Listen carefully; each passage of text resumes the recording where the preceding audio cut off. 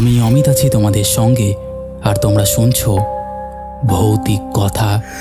কিছু অনুভূতি এমন যা তোমাদেরও হতে পারে। ঘটনা স্ক্রিপ্টিংয়ে রয়েছে নেহা।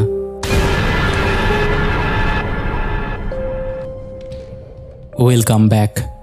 কেমন আছো বন্ধুরা? আশা করছি প্রত্যেকেই ভালো আছো। আজকে আমাদের অষ্টমী, মহাষ্টমী স্পেশাল এপিসোডে তোমরা আজকে শুনবে দুটো ঘটনা। প্রথম ঘটনাটা একটা রেল লাইনের ঘটনা। ঠাকুর দেখে ফেরার সময় রেল লাইনে ঘটেছিল এমন বিষয় নিয়ে। এবং দ্বিতীয়টা নিউ টাউনের একটা ফ্ল্যাটে এবং সেখানকার লিফটে ঘটে যাওয়া ঘটনা। আশা করছি আজকের এই দুটো ঘটনাই তোমাদের দারুণ লাগতে চলেছে। তাই আর একদম দেরি নয়, তোমরা হেডফোনটা লাগিয়ে নিয়েছো নিশ্চয়ই, চুপটি করে বসে পড়েছো। চলো এবার আমরা শুরু করে দিই আজকের প্রথম ঘটনা। আমাদের গ্রামে প্রতি বছরই কালী পুজোর সময় অমাবস্যার রাতে কালী পুজো হয়। পুজোর আসর বসে নদীর ধারে সেই প্রাচীন কালী মন্দিরে। মন্দিরটা খুব পুরনো, মোটা ইটের দেওয়াল, ভাঙাচোরা সিঁড়ি, চারপাশে বট আর শিমুল গাছ। ছোটবেলা থেকেই শুনে আসছি এই মন্দিরে নাকি রাতে অনেক অলৌকিক অদ্ভুত ঘটনা ঘটে। কখনো প্রদীপ নিজেরাই জ্বলে ওঠে, কখনো আবার মন্দিরের আঙিনায় অচেনা মানুষ দেখা যায়, পরে খুঁজে পাওয়া যায় না। অমাবস্যার রাতে আমরা চার বন্ধু, আমি, অরুণ, মিঠুন আর শিবপদ মিলে গেলাম পুজো দেখতে। পুরো গ্রাম যেন মেতে উঠেছিল। ঢাক ঢোল, আতশবাজি, মায়েরা শাড়ি পরে প্রসাদ বিলাচ্ছেন, ছেলেরা পটকা ফাটাচ্ছে, পুরো পরিবেশ আনন্দে ভরপুর। আমরা ঠাকুর দেখলাম, প্রসাদ খেলাম, কিন্তু ফেরার সময় একটা সমস্যা তৈরি হলো। আমাদের গ্রামে ফেরার সবচেয়ে সোজা রাস্তা হলো রেল লাইনের ওপর দিয়ে যাওয়া। সেটা মন্দির থেকে সোজা 2 কিলোমিটার দূরে। দিনের বেলায় কোনো অসুবিধা নেই, কিন্তু রাত হলে লোকজন ওই পথে হাঁটে না, কারণ বছর 10 আগে ওই লাইনেই এক ভয়াবহ দুর্ঘটনা ঘটেছিল। মেল ট্রেন লাইনচ্যুত হয়ে বহু যাত্রী মারা যান। সেই থেকেই লোকের মুখে মুখে ছড়িয়েছে রাতের বেলায় লাইন ধরে হাঁটলে নাকি কান্না, চিৎকার, এমনকি ট্রেনের হুইসেলের আওয়াজও শোনা যায়, কিন্তু আসলে কোনো ট্রেন থাকে না। সেদিনও রাত হয়ে গিয়েছিল। ঘড়িতে তখন 10:30। বড় রাস্তা দিয়ে গেলে প্রায় 3 কিলোমিটার ঘুরতে হবে। তাই অরুণ বলল, চল সবাই মিলে রেল লাইন ধরেই যাই। 4 জন মানুষ তো, ভয় পাওয়ার কিছু নেই। আমি রাজি হলাম। শুরুতে সব কিছু একেবারে স্বাভাবিকই ছিল। দূরে আতশবাজির শব্দ আসছিল, মাটিতে ছায়ার খেলা হচ্ছিল। কিন্তু রেল লাইনে উঠতেই অদ্ভুত কিছু ঘটতে শুরু করলো। প্রথমে ঝিঝি পোকার ডাক বন্ধ হয়ে গেল, হাওয়াটা থেমে গেল। মনে হচ্ছিল চারপাশের প্রকৃতি যেন হঠাৎ স্থির হয়ে গেছে। আমরা একে অপরের দিকে তাকালাম। অরুণ হেসে বলল, এগুলো সব কাকতালীয় ব্যাপার, ভয় পাওয়ার কিছুই নেই। কিন্তু ঠিক তখনই আমরা শুনতে পেলাম ট্রেন আসছে। লাইনটা কেঁপে উঠছে, টকটক শব্দ আসছে, যেন চাকা ঘুরছে। আমরা থমকে দাঁড়ালাম, কিন্তু আশ্চর্যের ব্যাপার, কোনো আলো নেই। অন্ধকার ভেদ করে ট্রেনের হেডলাইট আসার কথা, কিন্তু কিচ্ছু নেই, শুধু শব্দ আর লাইনটা কাঁপছে। কয়েক সেকেন্ড পর হঠাৎ ব্রেক কষার মতো একটা কর্কশ আওয়াজ হলো। তারপর আবার সব নীরব। মিঠুন কেঁপে গিয়ে বলল, এ ভাই, চল চল চল চল ফিরে যাই, এই রাস্তাটা ঠিক নয়। কিন্তু তখন আমাদের পেছনের দিকটাও আরও ভয়ানক লাগছিল। তাই অরুণ বলল, এখন ফিরলে বেশি দেরি হবে, সামনে গিয়ে বেরোতে হবে। আমরা আবার হাঁটা শুরু করলাম, কিন্তু বুকের ভেতর ধুকপুকানি থামছিল না। চারপাশের ঝোপঝাড় গাছপালা যেন চোখ রাঙাচ্ছিল। ঠিক তখনই লাইনের ওপরে প্রায় 50 গজ দূরে আমরা স্পষ্ট দেখলাম একটা সাদা কাপড় পরা অবয়ব দাঁড়িয়ে আছে। আমরা 4 জন একসাথে স্থির হয়ে গেলাম। রেল লাইনের ওপরে স্পষ্টভাবে দাঁড়িয়ে আছে এক অবয়ব, মাথা থেকে পা পর্যন্ত সাদা। চাঁদের আলো নেই, চারপাশে গাঢ় অন্ধকার, তবুও ওটাকে ঠিক চিনে নেওয়া যাচ্ছিল। শিবপদ কাঁপা গলায় বলল, কে কে কে কে দাঁড়িয়ে আছেন ওখানে? কোনো উত্তর এলো না। অরুণ প্রথমে সাহস দেখাতে চাইল। সে গলা চড়িয়ে বলল, এই কে তুমি? রাতের বেলা এখানে দাঁড়িয়ে আছো কেন? অভয়াব কোনো উত্তর দিল না, বরং ধীরে ধীরে সামনে আসতে শুরু করলো। আমরা ভয় পেয়ে গেলাম, কারণ লোকজন হলে গলার আওয়াজ পাওয়া যেত, পায়ের শব্দ শোনা যেত, কিন্তু ওর কোনো শব্দ নেই, শুধু সাদা কাপড়ের নড়াচড়া। আমরা পিছু হটতে লাগলাম, কিন্তু অবয়বটা যেন লাইন ধরে এগিয়ে আসছে আমাদের দিকেই। হঠাৎ দেখলাম ওর পা নেই, কাপড়টা মাটি থেকে একটু উপরে ভাসছে। আমরা একসাথে চিৎকার করে উঠলাম। মিঠুন কেঁপে কেঁপে বলল, ও ও মানুষ নয়, মানুষ হলে পা থাকতো রে। আমাদের বুকের ভেতর যেন জমাট বাঁধা বরফের মতো হয়ে গেল। হাত পা কাঁপছে, গলা শুকিয়ে কাঠ। অরুণ যে এতক্ষণ সাহস দেখাচ্ছিল, তার মুখও ফ্যাকাশে হয়ে গেছে। ঠিক তখনই অবয়বটা থেমে গেল। রেল লাইনের ওপরে দাঁড়িয়ে যেন এক অদ্ভুত শব্দ করতে লাগলো। মনে হলো কান্নার মতন আওয়াজ, আবার চিৎকারের মতোও। শব্দটা ধীরে ধীরে জোরালো হতে লাগলো। চারপাশে নীরবতা ভেদ করে আমাদের কানে তীব্রভাবে ঢুকতে লাগলো। আমরা চিৎকার করে বলতে লাগলাম, চল চল দৌড়াই, নইলে মরে যাবো রে, দৌড়া দৌড়া। কিন্তু যতবার পা বাড়াচ্ছি, মনে হচ্ছে রেল লাইনের মাটি যেন ভারী হয়ে গেছে, পা যেন আটকে যাচ্ছে, বুক ধরপড় করছে, শ্বাস নিতে কষ্ট হচ্ছে। হঠাৎ পেছন থেকে এক অদ্ভুত আওয়াজ এলো, যেন ট্রেন আসছে। রেল লাইনের ওপর আবার কম্পন শুরু হলো। আমরা ভয়ে ঘুরে তাকালাম। অন্ধকার ভেদ করে ট্রেনের হুইসেলের আওয়াজ আসছে, কিন্তু কোনো আলো নেই, শুধু শব্দ। আর বাতাসে এক অদ্ভুত দমকা হাওয়া ছুটে আসছে। আমরা ছুটতে শুরু করলাম, যেদিকে পারা যায় সেদিকেই। শিবপদ হোঁচট খেয়ে পড়ে গেল। আমি আর মিঠুন তাকে টেনে তুললাম। পেছনে তাকিয়ে দেখলাম সেই সাদা অবয়বটা এখনও লাইনের ওপরে দাঁড়িয়ে। এবার তার মুখের দিকে চোখ গেল, কিন্তু মুখ নেই, একেবারে একেবারে ফাঁকা কালো গহ্বর। আমরা আর দাঁড়াইনি, প্রাণপণে দৌড়তে লাগলাম। অবশেষে যখন রেল লাইনের সেই ভয়ঙ্কর অংশটা পেরিয়ে গ্রামের আলো আঁধারির পথে পৌঁছালাম, তখন গা থেকে ঘাম ঝরছে, শ্বাস প্রশ্বাস বেসামাল। কিন্তু ভয় এখনও শেষ হলো না, কারণ আমরা যখন হাঁপাতে হাঁপাতে থামলাম, তখন দেখলাম রেল লাইনের ওপাশ থেকে সেই কান্নার অদ্ভুত শব্দ এখনও ভেসে আসছে। আমরা কোনো রকমে দৌড়ে গ্রামের দিকের আলো আঁধারির রাস্তায় এসে দাঁড়ালাম। চারজনেই হাঁপাচ্ছি, গায়ে ঘাম, বুক ধরপড় করছে। মনে হচ্ছিল এখনই যদি পেছন থেকে কিছু এসে ধরে, তাহলে আর বাঁচব না। শিবপদ কাপা গলায় বলল, আমি আমি তো স্পষ্ট দেখেছি, ওটার মুখ ছিল না, শুধু শুধু ফাঁকা কালো গর্ত, মুখ নেই। অরুণ চুপচাপ বসে পড়ল মাটিতে। এতক্ষণ পর্যন্ত সে সাহসী দেখাচ্ছিল, কিন্তু এখন তার ঠোঁট কাঁপছে। ওটা মানুষ হতে পারে না। মানুষ হলে পা থাকতো, মুখ থাকতো। আমি এমন কিছু জীবনে দেখিনি। মিঠুন কেঁদে ফেলল প্রায়, বলল, আমরা আমরা কেন ওই পথে গেলাম? বড় রাস্তা দিয়ে গেলে সব কিছুই হতো না, কেন গেলাম আমরা?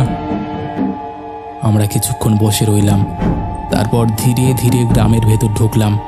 ভেবেছিলাম গ্রামে ঢুকলেই সব ভয় কেটে যাবে, কিন্তু না। কারণ যখন বাড়ির দিকের গলিপথে ঢুকলাম, হঠাৎ আবার সেই শব্দটা কানে এলো, ট্রেনের হুইসেল। কিন্তু এখানে তো কোনো রেল লাইন নেই। আমাদের গ্রাম থেকে লাইন অন্তত 1 কিলোমিটার দূরে, তবুও শব্দটা যেন গলির ভেতরেই বাজলো। আমরা থমকে গেলাম, বুকের ভেতরে কাঁপুনি। ঠিক তখনই পাশের ঝোপঝাড় থেকে শব্দ হলো, খসখস খসখস, যেন কেউ ভেতরে হেঁটে বেড়াচ্ছে। অরুণ সাহস করে বলল, হয়তো কেউ প্রস্রাব করতে গেছে। কিন্তু বাসঝোপ থেকে বেরিয়ে এলো এক অদ্ভুত জিনিস। আমরা স্পষ্ট দেখলাম সাদা কাপড়ের এক অংশ হাওয়ায় উড়ে গেল, যেন অদৃশ্য কেউ সেখানে দাঁড়িয়ে আছে। কাপড়টা মাটিতে গিয়ে পড়ল না, বরং আবার বাতাসে ভেসে রইল। আমরা একসাথে চিৎকার করে বাড়ির দিকে ছুটলাম। প্রত্যেকে নিজের বাড়িতে ঢুকে দরজা বন্ধ করলাম। কিন্তু ঘরে ঢোকার পরও ভয় শেষ হলো না। আমি দরজার ফাঁক দিয়ে স্পষ্ট শুনতে পেলাম বাইরে কেউ হাঁটছে, ধপধপ করে পায়ের আওয়াজ। কিন্তু আশ্চর্যের ব্যাপার, গ্রামের অন্য কেউ জেগে নেই। যেন গোটা গ্রাম ঘুমের মধ্যে ডুবে গেছে, শুধু আমাদের চারজনকেই তাড়া করছে ওটা। আমি সারা রাত চোখে ঘুম আনতে পারিনি। কখনো মনে হচ্ছিল জানলার পাশে কেউ দাঁড়িয়ে আছে, কখনো মনে হচ্ছিল ছাদে হাঁটার শব্দ হচ্ছে। ভোর হতেই আমি দৌড়ে গেলাম অরুণদের ডেকে আনতে। দেখি ওদেরও একই অবস্থা, কারোর চোখে ঘুম নেই।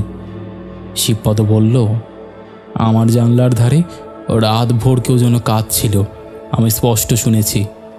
মিঠুন বলল, আমার ঘরের দেওয়ালে কে যেন বারবার আঁচড় কাটছিল। আমরা সকলে ভয় পেয়ে গেলাম। গ্রামের বুড়ো হরিপদ কাকাকে সব গিয়ে বললাম। উনি অনেকক্ষণ চুপ করে শুনলেন, তারপর গম্ভীর গলায় বললেন, তোমরা যে রেল লাইনের ওপর দিয়ে ফিরেছ, সেটা তো অভিশপ্ত জায়গা। দুর্ঘটনায় যারা মরেছিল তাদের আত্মা আজও শান্তি পায়নি। তারা এখনও রাত হলে ঘুরে বেড়ায়। ওই কান্না, ওই হুইসিল, ওই অবয়ব, সবই সেই অশান্ত আত্মাদের খেলা। আমাদের গায়ে কাঁটা দিয়ে উঠল। কাকা আরও বললেন, তোমরা যতদিন না গিয়ে পুজো দিয়ে শান্তি প্রার্থনা করছো, ততদিন ওরা তোমাদের ছাড়বে না। আমরা একে অপরের দিকে তাকালাম। বুকের ভেতর আবার ভয় জমে উঠল, কারণ আমরা বুঝে গিয়েছিলাম এই ভৌতিক অভিজ্ঞতা এখানেই শেষ নয়। হরিপদ কাকার কথা শুনে আমরা চারজনই ভীষণ ভয় পেয়ে গেলাম। উনি বললেন, রেল লাইনে যাদের মৃত্যু হয়েছিল তাদের আত্মার শান্তির জন্য পুজো না দিলে আমরা মুক্তি পাব না। তাই ঠিক হলো, পরের দিন সকালে আমরা সবাই মিলে পুরোহিত ডাকব, রেল লাইনের ধারে গিয়ে শ্রাদ্ধ তর্পণ করব। কিন্তু রাত আসতে না আসতেই আবার ভয়াল পরিবেশ ঘনিয়ে এলো। সেদিন রাতে আমি বিছানায় শুয়ে আছি। বাইরে কুকুর হঠাৎ হাউ হাউ করে ডেকে উঠল।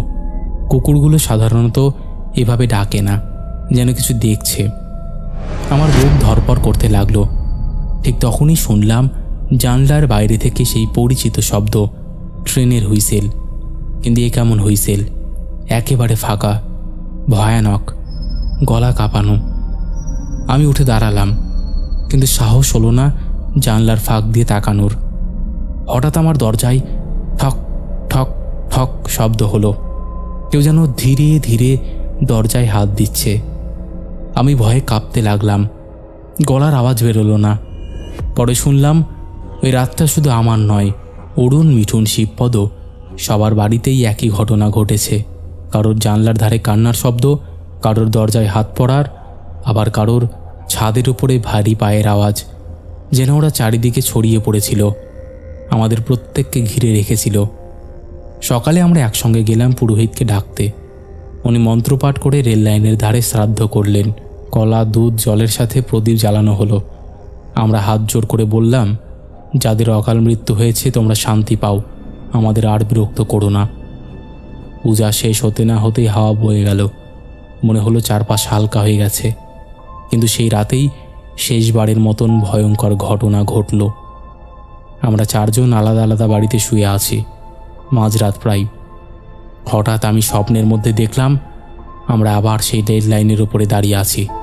সামনে ভাঙা ট্রেন, চারিদিকে মৃতদেহ ছড়ানো, আর ঠিক লাইনের ওপরে দাঁড়িয়ে আছে সেই সাদা কাপড়ের অবয়ব। এবার তার মুখ দেখা গেল, ফাঁকা নয়, রক্তে ভেজা। সে হাত তুলে ইশারা করছে, যেন ডাকছে। আমি ঘেমে নেমে উঠে বসলাম। ভয়ঙ্কর দুঃস্বপ্ন।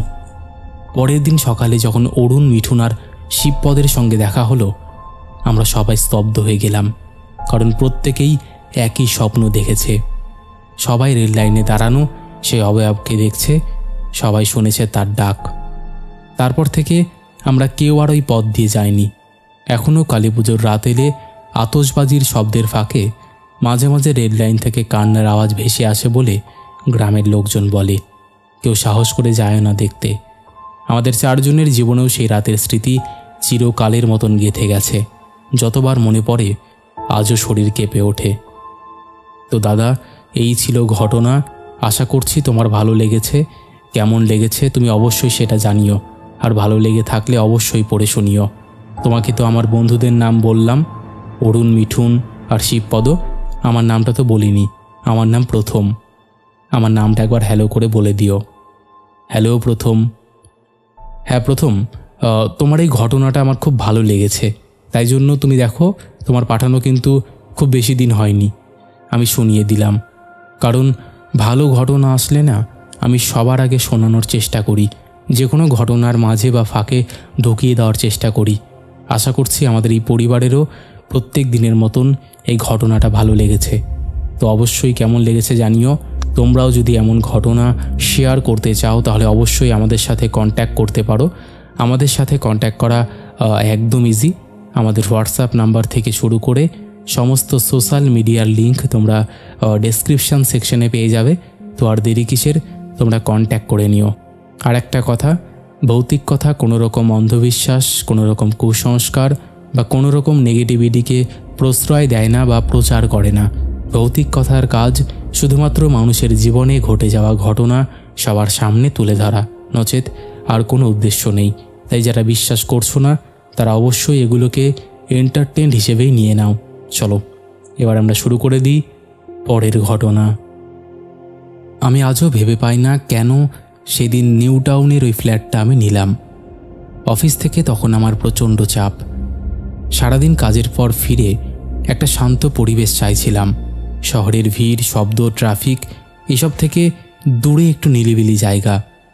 এক বন্ধুর পরামর্শেই নিউ টাউনের ওই হাউজিং কমপ্লেক্সে ফ্ল্যাটটা দেখতে যাই।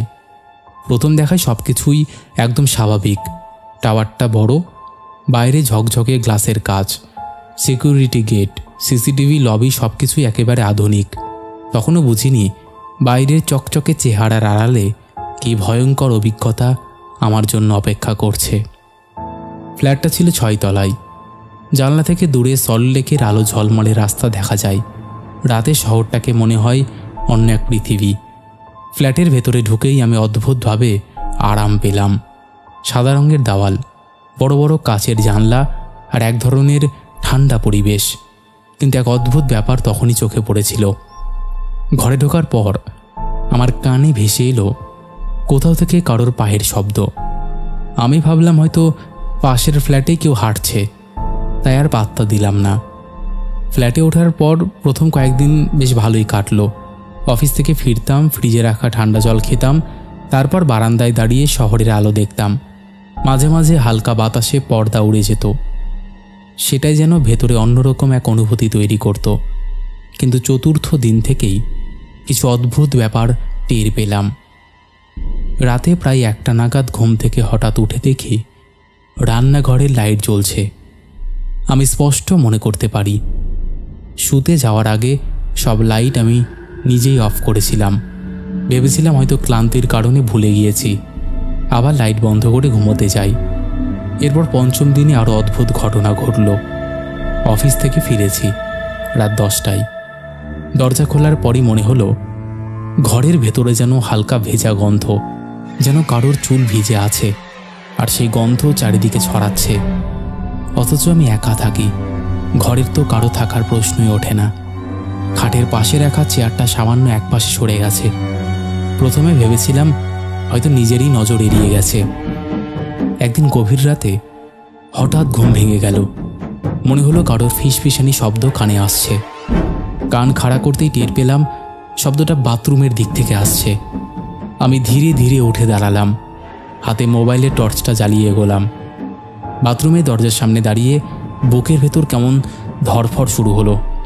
টর্চটা দরজার ফাঁক দিয়ে ঢুকিয়ে দেখি ভেতরে কেউ নেই, শুধু মেঝেতে জল জমে আছে। অথচ আমি শুয়ে যাওয়ার আগে কল শক্ত করে বন্ধ করে রেখেছিলাম। সেদিন রাতে আর ঘুমোতে পারিনি। জানলার কাছে নিজেরই প্রতিবিম্ব তখন অচেনা লাগছিল। যাই হোক, এভাবে কিছুদিন কাটতে লাগলো। তার সঙ্গে সঙ্গে আমি খেয়াল করতাম আশেপাশের প্রতিবেশীরা আমার ফ্ল্যাট নিয়ে তেমন কিছু বলতে চায় না। লিফটে কারোর সঙ্গে দেখা হলে আমি হাসি মুখে কথা বলি, কিন্তু ওরা কেমন যেন এড়িয়ে যায়। একদিন এক বৃদ্ধ লোককে জিজ্ঞেস করলাম, আচ্ছা এই বিল্ডিংটায় অনেক দিন ধরে থাকছেন? লোকটা এক মুহূর্ত থেমে উত্তর দিল, হ্যাঁ অনেক দিন, কিন্তু আপনাকে সাবধানে থাকতে হবে। আমি অবাক হয়ে জিজ্ঞেস করলাম, কেন, কি হয়েছে? তিনি আর কিছু না বলে মাথা নেড়ে দ্রুত লিফট থেকে নেমে গেলেন। সেদিন থেকেই মনে হচ্ছিল আমার ফ্ল্যাটটা নিয়ে যেন সবাই কিছু জানে, কিন্তু সরাসরি কিছু বলতে চাইছে না। এক রাত প্রায় 2:30টার সময় দরজায় টোকা পড়ল। প্রথমে ভাবলাম হয়তো কোনো সিকিউরিটি ভুল করে এসেছে। দরজা খুলতে গিয়ে হঠাৎ বুকটা কেঁপে উঠল। ডিজিটাল ডোর লকের স্ক্রিনে স্পষ্ট দেখা গেল বাইরে কেউ নেই, অথচ টোকা দেওয়ার শব্দ আমি পরিষ্কার শুনেছি। দরজা খুললাম না, শুধু চুপচাপ ভেতর থেকে কান পেতে রইলাম। এরপরেই সিটডারা ঠান্ডা হয়ে গেল। কারোর হালকা নিঃশ্বাসের শব্দ যেন দরজার খুব কাছ থেকে আসছে, যেন কেউ দাঁড়িয়ে আছে কিন্তু চোখে দেখা যাচ্ছে না। আমি একদম স্তব্ধ হয়ে গেলাম। অনেকক্ষণ পর ধীরে ধীরে যেন সেই শব্দ মিলিয়ে গেল। এরপর কয়েকদিন সব শান্তই ছিল, কিন্তু একদিন অফিস থেকে ফিরতে ফিরতে রাত হয়ে গিয়েছিল। প্রায় 12:30টার দিকে কমপ্লেক্সে ঢুকলাম। তখন লিফট প্রায় খালি, শুধু সিকিউরিটি গার্ড একবার মাথা তুলে আমার দিকে তাকিয়ে আবার নিজের কাগজে মন দিল। আমি লিফটে উঠে বোতাম চাপলাম। দরজা বন্ধ হলো, লিফট উঠতে শুরু হলো। প্রথম কয়েক সেকেন্ড সব ঠিক ছিল, কিন্তু হঠাৎ লিফটটা আমার তলায় না এসে মাঝখানের একটা ফ্লোরে থেমে গেল। কেউ ডাকেনি, বাইরে থেকেও কোনো বোতাম চাপা হয়নি। দরজা ধীরে ধীরে খুলে গেল, অথচ করিডোরে একটাও আলো জ্বলছিল না। আমি কিছুক্ষণ দাঁড়িয়ে রইলাম, তারপর বোতাম চাপলাম যেন দরজা বন্ধ হয়। দরজা বন্ধ হলো বটে, কিন্তু লিফট আবার ওপরে না গিয়ে নিচে নামতে শুরু করলো। বোতামে স্পষ্ট দেখলাম ঠিক ফ্লোরই দেওয়া আছে, তবুও লিফট সরাসরি নেমে গেল বেসমেন্টে। বেসমেন্টে নেমে দরজা খুলতেই দেখি আলো টিম টিম করছে।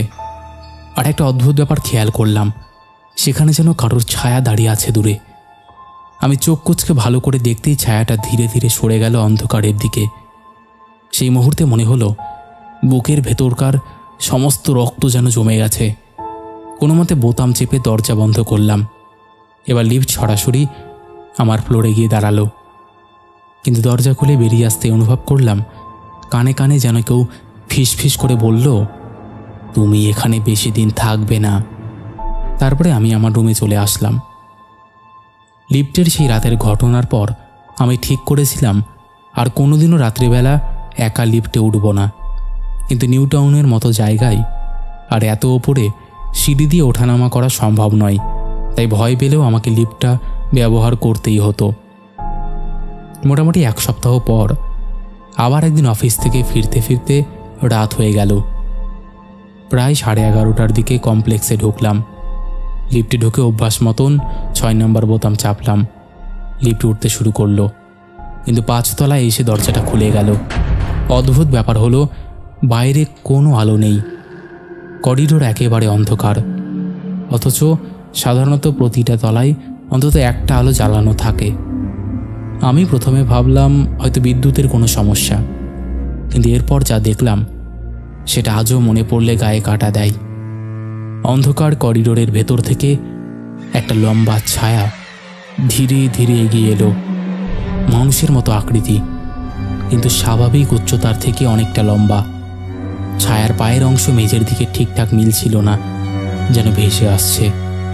আমি আতঙ্কে বোতাম টিপে দরজা বন্ধ করার চেষ্টা করলাম, কিন্তু দরজা যেন আটকে গেছে। ছায়াটা ধীরে ধীরে লিফটের দিকে এগিয়ে এলো, আর ঠিক তখনই লিফট নিজের থেকেই দরজা বন্ধ করে দ্রুত ওপরে উঠতে লাগলো। আমি আমার ফ্লোরে পৌঁছে দৌড়ে বেরিয়ে এলাম লিফট থেকে। বুক ধরপড় করছিল এত জোরে যে মনে হচ্ছিল পাশের ফ্ল্যাটেও কেউ শুনতে পাবে। পরের দিন সকালে লিফটে নামতে গিয়ে এক মহিলার সঙ্গে দেখা হলো। বয়স ওই 30-এর কাছাকাছি, কিন্তু মুখে অদ্ভুত এক ক্লান্তি। আমি সাহস করে জিজ্ঞেস করলাম, ম্যাডাম, একটা কথা জানতে পারি? এই বিল্ডিংয়ের লিফটে কি কোনো সমস্যা হয়? মহিলা হালকা হাসলেন, কিন্তু সেই হাসির মধ্যে কোনো উষ্ণতা ছিল না। তিনি বললেন, লিফট নয়, সমস্যাটা অন্য জায়গায়। আমি অবাক হয়ে তাকালাম। মানে? তিনি কিছু না বলে শুধু ফিস ফিস করে বললেন, আপনি নতুন এসেছেন, তাই হয়তো এখনো পুরো ব্যাপারটা দেখেননি, সাবধানে থাকবেন। বলি মহিলাটা দ্রুত নেমে গেল।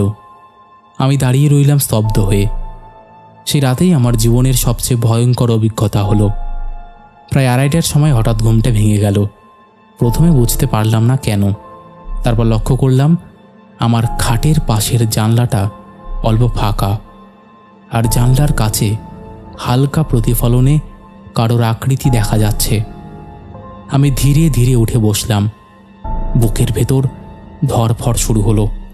আলো জ্বালানোর সাহস পাচ্ছিলাম না। কেবল টর্চ অন করে জানলার দিকে তাকালাম। সেখানে দাঁড়িয়ে আছে এক নারী মূর্তি।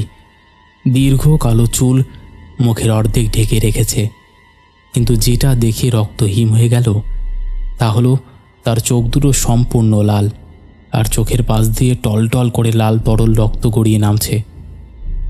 ছায়ামূর্তিটা স্থির হয়ে আমার দিকে তাকিয়ে রইল। আমি কোনো শব্দ বের করতে পারছিলাম না, শুধু দেখছিলাম সে ধীরে ধীরে জানলার কাছে হাত রাখল। কাছের ওপাশে হলেও স্পষ্ট দেখা গেল হাতের আঙ্গুল থেকে রক্ত পড়ছে। তারপর এক কর্কশ গলায় ফিসফিস করে বলল, এটা আমার ঘর, এটা আমার ঘর। সেই মুহূর্তে আমি ভয় পেয়ে চিৎকার করে লাইট জ্বালালাম। আলো জ্বলতেই জানলার বাইরে কিচ্ছু নেই। আমি স্তম্ভিত হয়ে বসে রইলাম অনেকক্ষণ। পরদিন সকালে বিকেলে সাহস সঞ্চয় করে পাশের ফ্ল্যাটের এক বৃদ্ধার কাছে গেলাম। উনি একাই থাকতেন। জানলার ধারে বসে প্রায় বই পড়তে দেখতাম। আমি সরাসরি জিজ্ঞেস করলাম, আন্টি, এখানে কি আগে কোনো দুর্ঘটনা ঘটেছিল? বৃদ্ধা কিছুক্ষণ চুপ করে থেকে বললেন, তুমি যেই ফ্ল্যাটে থাকছো সেটা আগে এক মহিলার ছিল। তিনি একদিন বাথরুমেই মারা যান। অফিসিয়ালি বলা হয়েছিল দুর্ঘটনা, কিন্তু আমরা সবাই জানি ব্যাপারটা এমন ছিল না। আমি বিস্ময়ে জিজ্ঞেস করলাম, মানে? বৃদ্ধা নিচু গলায় বললেন, শোনো তবে, ওই মহিলাটাকে নাকি প্রায়শই করিডোর আর লিফটে দেখা যেত। মাঝরাতে একা লিফটে উঠলে তার ছায়া নাকি নেমে আসতো। কেউ কেউ বলতো তার চোখ থেকে রক্ত ঝরছে। আমি শিউরে উঠলাম। গত রাতে তো আমি ঠিক সেটাই দেখেছি। সেদিন রাতে আর ঘুমোতে পারিনি। বারবার মনে হচ্ছিল ফ্ল্যাটের ভেতর কারোর উপস্থিতি আছে। ভোর রাতে হঠাৎ বাথরুম থেকে শব্দ হইল। মনে হলো কেউ কল খুলেছে। আমি ধীরে ধীরে বাথরুমে ঢুকতেই দেখলাম মেঝেতে জল ছড়িয়ে আছে। কিন্তু সবচেয়ে ভয়ঙ্কর ব্যাপার হলো, আমি তো বাথরুম অনেকক্ষণ ইউজ করিনি, তাহলে সেটা শুকনো থাকার কথা, ভিজল কি করে? আয়নার প্রতিফলনে এক ঝলকের জন্য আমার মনে হলো একটা নারী মূর্তি দাঁড়িয়ে আছে আমার পেছনে। তবে আমি হঠাৎ পেছনে ঘুরতেই কিচ্ছু নেই। এভাবেই প্রত্যেকটা রাতে আমার সঙ্গে বিভিন্ন ধরনের ঘটনা ঘটতেই লাগলো।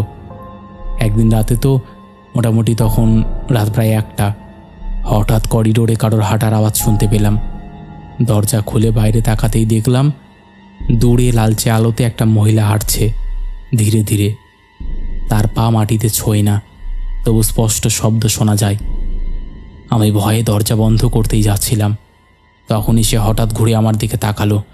দূর থেকেই আমি তার চোখের লাল আভা স্পষ্ট দেখতে পেলাম। তাড়াহুড়ো করে দরজা বন্ধ করে ভেতরে ঢুকে পড়লাম। বুক ধরপড় করছিল এত জোরে যে মনে হচ্ছিল শরীর ভেঙে বেরিয়ে আসবে। যতদিন যাচ্ছিল প্রতি রাতেই যেন এক নতুন ভয় আমার জন্য অপেক্ষা করছিল। দাদা, এর পরের যে লিফটের ঘটনাটা তোমাকে বলবো, এটা শুনলে হাত পা কাঁপবে। তখন মোটামুটি রাত 12টা। অফিসের কাজ শেষ করে ফিরে এলাম। জানালার বাইরে বৃষ্টি পড়ছে। লিফটে বোতাম চাপতেই দরজাটা ধীরে খুলল। ভেতরে ঢুকতেই হঠাৎ লিফটের ভেতর বাতি ফ্লিকার করতে লাগলো, যেন কেউ অদৃশ্যভাবে আলোটা নিয়ন্ত্রণ করছে। লিফটে ওঠার সঙ্গে সঙ্গে এক অদ্ভুত ঠান্ডা বাতাস ভেতরে ঢুকলো। হঠাৎ আমার চোখের সামনে লালচে রঙের একটা ছায়া ঝাপসা হয়ে উঠল। প্রথমে মনে হলো কাচের প্রতিফলন, কিন্তু যত বেশি লিফট ওপরে উঠল ছায়াটা তত স্পষ্ট হলো। হঠাৎ লিফট থামল। বোতাম চাপার আগে দরজাটা ধীরে খুলল। আমি চোখ খোলা রেখে তাকালাম। লিফটের বাইরে কোনো মানুষ নেই, শুধু করিডোরের অন্ধকারে ছায়া ভেসে আসছে। ফ্ল্যাটে ঢুকেই একটা ঠান্ডা অনুভূতি পেলাম। বাতিটা জ্বালালাম, কিন্তু লাইটটা হঠাৎ ফ্লিকার করতে লাগলো। ভেতরে হাঁটতে হাঁটতে দেখলাম একটা ছায়ামূর্তি যেন আমার সেই রুমেও ঢুকে পড়েছে। আমি চোখ বড় বড় করে তাকালাম। তারপর লক্ষ্য করলাম একটা ছায়ামূর্তি দাঁড়িয়ে আছে, তার চোখ দিয়ে যেন রক্ত বেয়ে পড়ছে। আমি সঙ্গে সঙ্গে পালানোর চেষ্টা করলাম, কিন্তু হঠাৎ ঘরের এক কোণে এক দারুণ ভয়ঙ্কর আওয়াজ, ফিসফিসিয়ে নারী কণ্ঠ, আমাকে দেখছো? আমি চোখ বড় করে তাকালাম। প্রায় মানুষের আকৃতি, সে ধীরে ধীরে আমার দিকে এগোচ্ছিল। আমি জ্ঞান হারিয়ে ফেললাম। পরের দিন যখন জ্ঞান ফিরল, আমি দেখলাম মেঝেতে শুয়ে আছি। সেই দিন আমি বাসার ম্যানেজারকে ফোন করলাম। ফোন করে পুরো চাপ দিলাম। সেখান থেকে জানতে পারলাম এই ফ্ল্যাটে 2 বছর আগে এক মহিলা একা বাস করতেন। তার মৃত্যু রহস্যময়। অফিসিয়াল রিপোর্টে বলা হয়েছিল অবসাদে আত্মহত্যা। তারপর থেকেই তাকে ফ্ল্যাটের বিভিন্ন জায়গায় এবং লিফটে তার উপস্থিতি লক্ষ্য করা যায়। এরপরে ওই ফ্ল্যাটে আমি কয়েক সপ্তাহ একা থাকিনি, লিফট ব্যবহার করেছি দিনের আলোতে। যাই হোক, এই ছিল ঘটনা। তারপর আমি সেই ফ্ল্যাটটাও ছেড়ে দিয়েছিলাম। আশা করছি এই ঘটনাটা তোমাদের ভালোই লাগবে। ভালো লাগলে দাদা অবশ্যই পড়ে শুনিও। তো বন্ধুরা, এই ছিল আমাদের জমজমাট একটি ঘটনা। আশা করছি তোমাদের ভালো লেগেছে। কেমন লেগেছে তোমরা অবশ্যই সেটা কমেন্ট করে জানিও। চলো এবার আমরা শুরু করে দিই আমাদের শাউট আউট পর্ব। শেষের এপিসোডে ফার্স্ট কমেন্ট করেছে রিক মণ্ডল, সেকেন্ড কমেন্ট করেছে চমকি ঘোষ, থার্ড কমেন্ট করেছে বিশাল ঘোষ। 3 জনেই লাভ লাভ রিয়াক্ট দিয়েছে। তারপরে কমেন্ট করেছে তন্ময়, পূর্ণিমা বেরা, সঞ্জীব ঘোষ, এসকে আরাফুল হোসেন, তনুশ্রী সাহা, গীতা গোস্বামী, অনন্যা ভৌমিক, রেখা পাসমান, নন্দিনী শীল, তন্ময়, মনিকা ত্রিপুরা, রাহুল বর্মন, সুমন্ত দাস লিখেছে দাদা আমি স্বর্ণাভ, হ্যালো স্বর্ণাভ। তারপরে কমেন্ট করেছে সঙ্গীতা মজুমদার, লিখেছে হ্যালো দাদা ভাই, কেমন আছো? আমার মেয়ে তোমার গল্প শুনতে খুব ভালোবাসে, একবার ওর নামটা নিও, ওর নাম আরোহী। হ্যালো আরোহী। তারপরে কমেন্ট করেছে দেবজিৎ মিত্র, এমডি মন, সঞ্জীব ঘোষ, পূর্ণ ঘোষ, রাহুল মাইতি লিখেছে একবার আমার নামটা হ্যালো করে বলো, হ্যালো রাহুল। তারপরে কমেন্ট করেছে সৌভিক সাহা, শামিমা রাড়ি, সুমিত ঘোষ, অমিতা ঠাকুর, নানু, শান্তি মণ্ডল, মলয় চক্রবর্তী, রিয়াদ শেখ, নবনীতা হালদার, মহুয়া চক্রবর্তী, সুপ্রিয়া মণ্ডল, সন্দীপ হোর, রানা মালো লিখেছে খুব ভালো লাগে দাদা ঘটনাগুলো, আমার নাইট পিল হয়ে দাঁড়িয়েছে তোমার ঘটনা, থ্যাংক ইউ। তারপরে কমেন্ট করেছে দেবাশিস বাগচি, অজয় দলুই, দেবজ্যোতি ধর, ডিজে ভ্লগার অনিশ, অঞ্জলি মণ্ডল, রিয়া, শ্রাবন্তী বর লিখেছে আমি কলকাতা থেকে দেখছি শ্রাবন্তী, তোমার গল্প আমার পরিবারের সবাই খুব পছন্দ করে, থ্যাংক ইউ গো। তারপরে কমেন্ট করেছে আদিবা মিম, জয় বাবা লোকনাথ ফ্যান ক্লাব, সুশান্ত সাহা, দেবাশিস দে, শুভদীপ গড়ই, স্বপ্না বাজাল। এরকম অসংখ্য প্রিয় মানুষেরা আমাদের শেষের এপিসোডে কমেন্ট করেছে, যাদের কমেন্ট আমি আর চাইলেও পড়তে পারছি না। তো আজকের মতন এখানেই শেষ করছি। আবার দেখা হবে নতুন কোনো ঘটনা নিয়ে।